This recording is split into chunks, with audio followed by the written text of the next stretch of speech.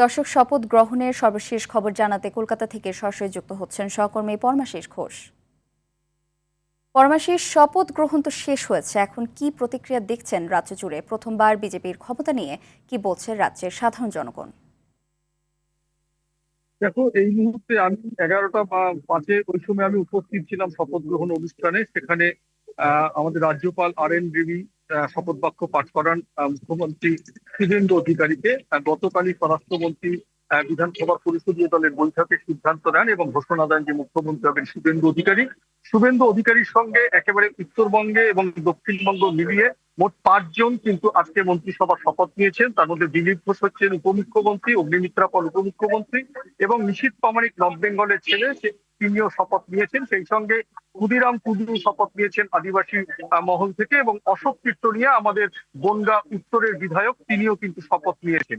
আপাতত যেটা একে বোঝা যাচ্ছে যে সব সম্প্রদায়কে নিয়ে কিন্তু আজকে শপথ গ্রহণ অনুষ্ঠানটা শেষ পর্যন্ত হয়েছে এবং সাধারণ মানুষের উপস্থিতি এটা একটা ঐতিহাসিক ক্ষণ হয়ে দাঁড়িয়েছিল। লক্ষ লক্ষ সাধারণ মানুষ এবং তাদের দলীয় সমর্থকদের উপস্থিতিতে এই শপথ বাক্য অনুষ্ঠান হয়।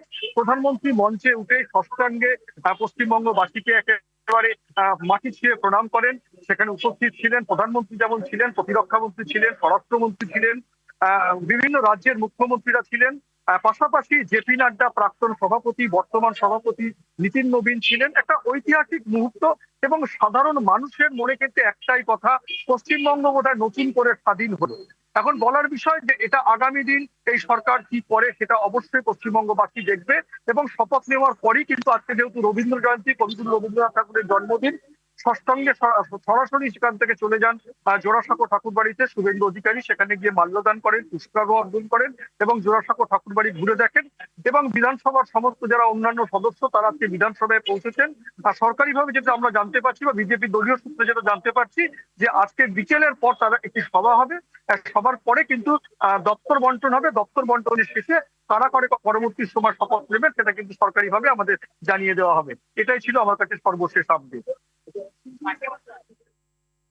ধন্যবাদ।